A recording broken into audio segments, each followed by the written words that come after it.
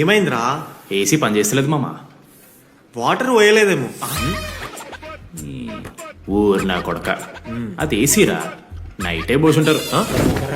రాత్రి పోసుంటారా? అది ఏసీరా? అది ఏసీరా, కూలర్ కాదు కదా. సో వాటర్ ఎందుకు వచ్చేస్తున్నాయి ఏసీలో నుంచి అని చెప్పని ఏసీ మెకానిక్ని పిలిచేసాము. లోపల ఇండోర్ మొత్తం డస్ట్ ఫుల్గా లాక్ అయిపోయిందంట.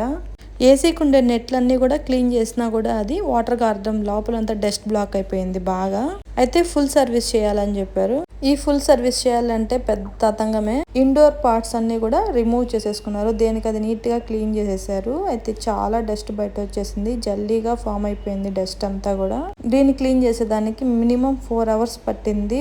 ఆఫ్టర్నూన్ 2 స్టార్ట్ చేశారు, 5:30 వరకు చేశారు. చాలా బాగా క్లీన్ చేశారు. అయితే మాత్రము నీట్గా వచ్చేసింది డస్ట్ అంతా కూడా. వాళ్ళ దగ్గర ఉండే గన్తో నీట్గా క్లీన్ చేసేసారు.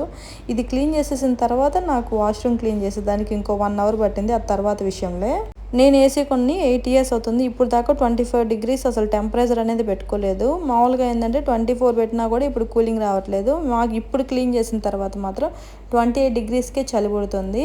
ఇంకేందంటే వీళ్ళు పాపం డల్గా కూర్చొని వర్క్ చేస్తున్నారని చెప్పి కాసేపు వీళ్ళతో ముచ్చట్లేసాను. మీకు ఏసీలో ఇలాంటి ప్రాబ్లం వస్తే మాత్రం ఫుల్ సర్వీస్ చేసుకోవడం బెస్ట్. ఈ వీడియో మీకు బాగా యూజ్ అయింది అనుకుంటే నా వీడియో లైక్ చేసి సబ్స్క్రైబ్ చేసుకోండి. ఇప్పుడు ఏసీ నిజంగా కొత్తదిలాగా ఉంది. కావాలంటే మీరు కూడా చూసేయండి. నా ఏసీకి ఉండే స్టిక్కర్ కూడా పాడవలేదు.